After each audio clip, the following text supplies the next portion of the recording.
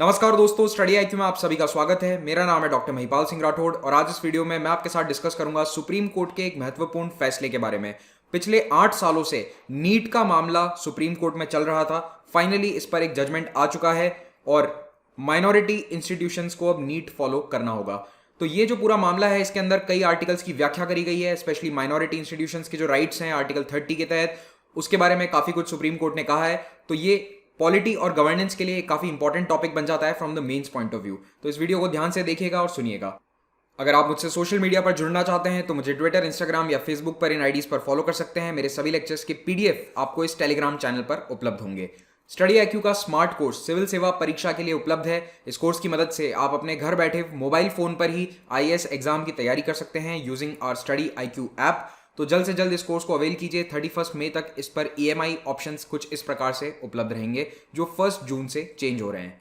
सबसे पहले इस जजमेंट के बारे में थोड़ा सा बैकग्राउंड जान लो, इतिहास जान लो। इस केस का नाम है Christian medical college Vellore association versus union of India and others. जो क्लैट या अन्य लीगल एग्जाम्स की तैयारी कर रहे हैं उनके लिए नाम इंपॉर्टेंट होगा, बाकी नीट जजमेंट से ही इसे रेफर किया जाएगा मोस्टली मीडिया में। तो ये जजमेंट दिया है सुप्रीम कोर्ट के 3 जजेस की बेंच ने, जस्टिस अरुण मिश्रा, जस्टिस विनीत सारण और जस्टिस एमआर शाह। ये दिया गया था 29 अप्रैल को फैसला। इन जजेस की बेंच ने अपने फैसले में ये बात कही है कि सीएमसी वेल्लूर और अन्य जितने भी माइनॉरिटी मेडिकल कॉलेजेस हैं उन सभी को नीट ही इस्तेमाल करना होगा एडमिशंस के लिए। उन्होंने नीट को चैलेंज किया था लेकिन वो चैलेंज उनका डिसमिस कर दिया गया है। तो पहले ये समझो कि नीट होता क्या है। देखिए, पहले देश में एक एग्जाम होता था all India pre medical test, AIPMT। तो AIPMT से क्या होता था, जितने भी मेडिकल कॉलेजेस हैं, सरकारी मेडिकल कॉलेजेस, उनकी 15% सीट्स यहां से फुलफिल होती थी। बाकी स्टेट अपने अपने एग्जाम्स कंडक्ट करवाते थे। कुछ प्राइवेट मेडिकल कॉलेजेस अपना अलग एग्जाम कंडक्ट करवाते थे। फिर कुछ माइनॉरिटी इंस्टीट्यूशंस हैं जैसे कि क्रिश्चियन मेडिकल कॉलेज। अब ये एक क्रिश्चियन संस्थान के द्वारा स्थापित किया गया है, बहुत पुराना और बहुत ही प्रेस्टिजियस कॉलेज है ये। तो ये अपना अलग एग्जाम कंडक्ट करवाता था, ना ही AIPMT ना ही तमिलनाडु PMT के थ्रू, बल्कि इनका एक CMC का अलग एग्जाम होता था। तो इस तरह से एक स्टूडेंट को जो डॉक्टर बनना चाहता है, 12th क्लास के बाद MBBS करना चाहता है, उसे कम से कम 7-8 एग्जाम या 10 एग्जाम देने पड़ते थे। इस स्कीम में कई तरह की प्रॉब्लम थी। क्या होता है कि कई बार हर एग्जाम में एक ही टॉपर होता था, तो वो CMC के एग्जाम में भी फर्स्ट आ रहा है, वो AIPMT में भी फर्स्ट आ रहा है, वो अपने स्टेट PMT में भी फर्स्ट आ रहा है। तो इससे सीट्स भी ब्लॉक होती थी, काउंसलिंग बहुत लंबी चलती थी। लेकिन सबसे बड़ी समस्या स्टूडेंट्स के लिए ये थी कि उन्हें मल्टीपल एग्जाम्स के लिए अलग अलग शहरों में जाना पड़ता है, अलग अलग सेंटर्स आते हैं। उसके बाद एक मेंटल स्ट्रेस रहता है, एक एग्जाम अच्छा हुआ अगला नहीं हुआ। तो ये सारा मामला खत्म हो, उसके लिए सरकार ने एक प्लान बनाया 2011-12 में कि नीट लाया जाएगा। नीट का मतलब होता है national eligibility cum entrance test, यानी कि एक राष्ट्रीय एग्जाम होगा। इसी से जो AIPMT के कोटे की 15% सीट्स हैं वो भी फुलफिल करी जाएंगी। उसके बाद जो स्टेट हैं वो भी इस नीट के एग्जाम में लाए गए मार्क्स को बेसिस बनाकर अपने काउंसलिंग को कंडक्ट करेंगे, यानी कि अलग एग्जाम्स नहीं होंगे। छात्र को केवल एक एग्जाम देना है and that will be NEET. हाँ, सब अपनी अपनी काउंसलिंग कर लेंगे, CMC अपनी काउंसलिंग कर सकता है, लेकिन एग्जाम एक ही होगा। तो CMC हो या फिर कोई प्राइवेट कॉलेजेस हो, उनको अलग से एग्जाम करवाने की जरूरत अब नहीं रहती। लेकिन ये जो प्राइवेट कॉलेजेस थे इनको इससे आपत्ति थी, खास करके जो माइनॉरिटी कॉलेजेस थे उन्हें इसमें आपत्ति थी। तो उन्होंने इसे चैलेंज कर दिया 2012 में ही, जब ये नीट की स्कीम अनाउंस ही हुई थी। और 2013 में ये फैसला दिया गया सुप्रीम कोर्ट के द्वारा कि नीट अनकॉन्स्टिट्यूशनल है। बेसिकली माइनॉरिटी कॉलेजेस के फेवर में जजमेंट दिया गया। तब 2-1 जजमेंट था और इसे फिर से सरकार ने चैलेंज किया 2016 में। और 5 जज बेंच जो है इसने बोला कि नहीं, इसको रिव्यू किया जाएगा इस मामले को और इसकी फिर से हियरिंग होगी। मीनवाइल सरकार को यह अनुमति है कि वो नीट एग्जाम से ही एडमिशन करे। जैसे ही सुप्रीम कोर्ट ने यह अनुमति दी कि नीट कंडक्ट करवाया जा सकता है, तो सरकार ने अपना दावा थोड़ा और मजबूत करने के लिए कानून में बदलाव किया। जो medical council of India act है और डेंटिस्ट एक्ट है, जिनके बेसिस पर ये प्रोफेशंस गवर्न किए जाते हैं देश में, उस एक्ट के अंदर थोड़ा सा बदलाव किया, कुछ नियम चेंज किए और ये लिखा गया नियमों में कि अगर देश का कोई भी संस्थान मेडिकल या डेंटल कोर्सेज ऑफर कर रहा है तो उसे एडमिशन केवल नीट एग्जाम के थ्रू देना होगा। माइनॉरिटी इंस्टीट्यूशंस ने कहा कि ये यूनिफॉर्म एंट्रेंस टेस्ट हमारे आर्टिकल 30 के तहत जो अधिकार होते हैं माइनॉरिटी इंस्टीट्यूशंस के पास, उसका हनन है और हम फिर से कोर्ट जाएंगे। तो उन्होंने इस फैसले को चैलेंज किया सुप्रीम कोर्ट में और अब 4 साल बाद जाकर इस पर फैसला आया है। तो अब आगे बढ़ूं इससे पहले मैं आपको उन आर्टिकल्स के बारे में ब्रीफली बताना चाहता हूं जो यहां पर डिस्कस होने वाले हैं। तो देखिए, आर्टिकल 19 जो है वो देश के नागरिकों को अधिकार देता है फ्रीडम ऑफ स्पीच एक्सप्रेशन, ये तो है ही, ये तो सब जानते हैं। लेकिन इसका जो 1G होता है पॉइंट, वो ये कहता है टू प्रैक्टिस एनी प्रोफेशन और to carry on any occupation, trade और बिजनेस। यानी कि देश में हर व्यक्ति को ये आज़ादी है कि वो अपना प्रोफेशन कैरी आउट कर सके, ऑक्यूपेशन या कोई भी बिजनेस या ट्रेड वो चला रहा है तो वो अपने हिसाब से उसे चला सके। हाँ, रीजनेबल रिस्ट्रिक्शन जरूर होते हैं, लेकिन बेसिकली ये परमिशन सरकार देती है कि आप जो चाहे काम धंधा इस देश में कर सकते हैं। फिर है आर्टिकल 25।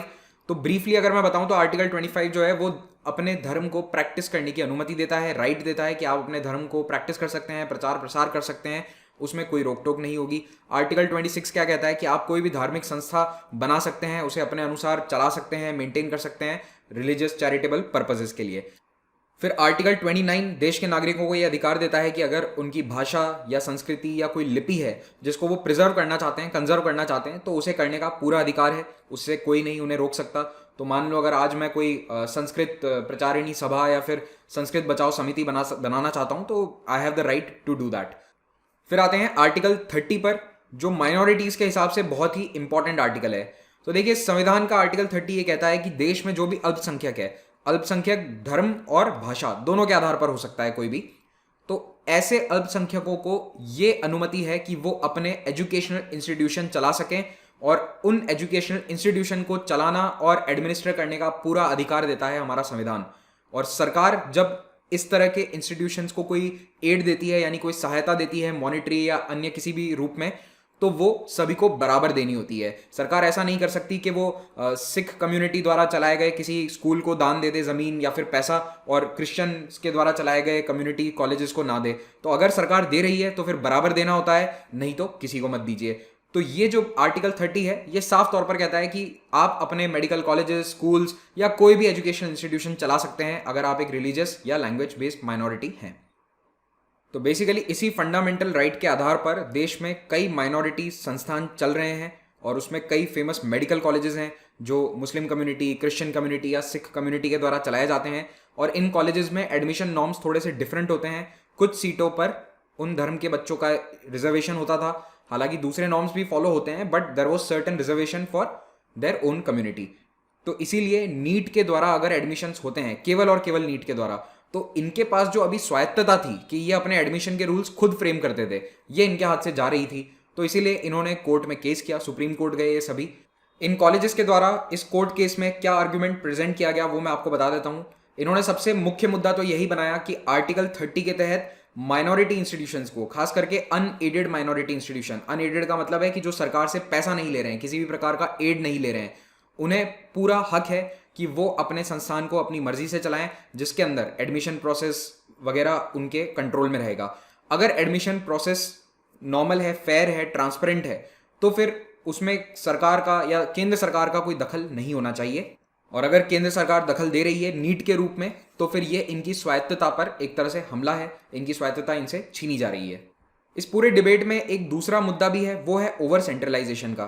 तो जहां इस वक्त सरकार का ट्रेंड ये है कि हर चीज को सेंट्रलाइज ना करके डिसेंट्रलाइज किया जाए, वहां पर नीट एक प्रकार से ओवर सेंट्रलाइजेशन हो रहा है। पहले हर राज्य के पास ये पावर होती थी कि वो अपना खुद का प्री मेडिकल टेस्ट कंडक्ट करवाए, लेकिन अब ऐसा नहीं होता है। तो ये कहीं ना कहीं ओवर सेंट्रलाइजेशन हो रहा है। अब वो अच्छा है या बुरा है मेडिकल स्टूडेंट्स के लिए या प्री मेडिकल स्टूडेंट्स के लिए, वो एक अलग डिबेट है, वो एक अलग बात है। अभी यहाँ पर हम उस मुद्दे में नहीं जाएंगे।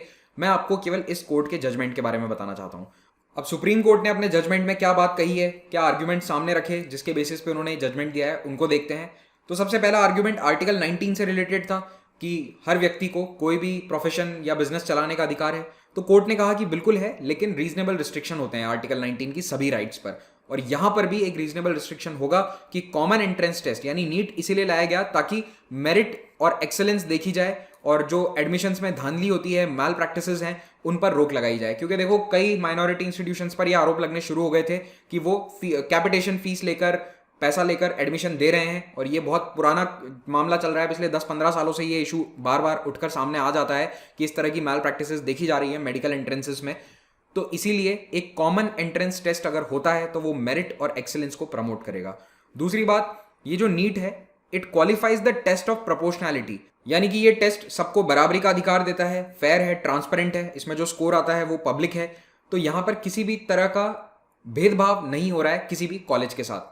आर्टिकल 29 और आर्टिकल 30 के तहत जो अधिकार हैं उनका हनन हो रहा है, ऐसा इन इंस्टीट्यूशंस ने कहा था। उस पर सुप्रीम कोर्ट ने क्या कहा है कि डेफिनेटली आर्टिकल 30 आपको अधिकार देता है कि आप अपने एजुकेशन इंस्टीट्यूशंस अपने हिसाब से चलाएं, लेकिन अगर लार्जर पब्लिक इंटरेस्ट देखा जाए, उससे रिलेटेड कोई गवर्नेंस का नया रेगुलेटरी फ्रेमवर्क आता है तो उसको नहीं रोका जा सकता। यानी कि आप अपना इंस्टीट्यूशन अपने हिसाब से चला सकते हैं, लेकिन ये नहीं कह सकते कि सरकार हमारे अंदर बिल्कुल इंटरफेयर नहीं कर सकती रिगार्डिंग पब्लिक इंटरेस्ट। तो यहां पर पब्लिक इंटरेस्ट क्या है कि एडमिशन प्रोसेस फेयर हो, ट्रांसपेरेंट हो, सभी को बराबरी का मौका मिले, किसी प्रकार की धांधली ना हो एडमिशन में, और अल्टीमेटली ये देश के पब्लिक हेल्थ की बात है, क्योंकि ये डॉक्टर्स ही आगे जाकर देश का भविष्य, देश का जो हेल्थ के रूप में भविष्य है वो तय करेंगे।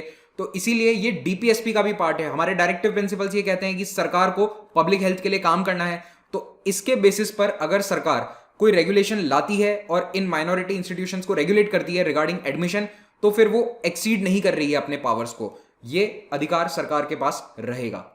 तो जहां माइनॉरिटी इंस्टीट्यूशंस का ये कहना था कि नीट एक प्रकार का अनरीजनेबल रेगुलेटरी फ्रेमवर्क है हमारे ऊपर, कोर्ट ने ये मानने से इनकार कर दिया। कोर्ट ने कहा कि डेफिनेटली ये रीजनेबल है, चाहे कोई भी संस्थान हो, मेजॉरिटी के द्वारा चलाया जा रहा हो या माइनॉरिटी के द्वारा, उसके जो कुछ बेसिक टेनेट्स हैं, बेसिक वर्किंग फंक्शंस हैं, वो सरकार के द्वारा गवर्न किए जाएंगे। जैसे कि एडमिशन है या फिर सिलेबस से रिलेटेड कुछ मानदंड है, वो आपको पूरे करने पड़ेंगे और इसमें माइनॉरिटी इंस्टीट्यूशंस को छूट नहीं मिल सकती है और ये आर्टिकल 30 का उल्लंघन नहीं होगा। तो ये एक बहुत लंबे समय से जो चला आ रहा था डिबेट, इसको सुप्रीम कोर्ट ने सेटल कर दिया है, इसीलिए ये जजमेंट इतना इंपॉर्टेंट है। तो अगर हम पूरे जजमेंट को समराइज करें तो सुप्रीम कोर्ट ने यहाँ पर कहा है कि अनएडेड या एडेड माइनॉरिटी इंस्टीट्यूशंस के किसी भी फंडामेंटल राइट का वायलेशन या हनन यहाँ पर नहीं हो रहा है, जैसा ये क्लेम कर रहे थे कि आर्टिकल 19 और आर्टिकल 30 के तहत जो हमें अधिकार हैं वो यहाँ पर हमें नहीं मिल रहे हैं। तो ऐसा नहीं है। सुप्रीम कोर्ट ने कहा है कि अगर आप सभी आर्टिकल्स के रीजनेबल रिस्ट्रिक्शंस को देखते हैं, डायरेक्टिव प्रिंसिपल्स में जो बात कही गई है कि पब्लिक हेल्थ पर सरकार को काम करना है, उस प्रिंसिपल को देखते हैं, तो ये रेगुलेशंस जायज़ हैं, रीजनेबल हैं। तो देश में जितने भी अब कॉलेजेस हैं सभी को नीट के थ्रू ही एडमिशन देना होगा। इसी के साथ ये लेक्चर समाप्त होता है। Thank you very much for watching this. Have a great day.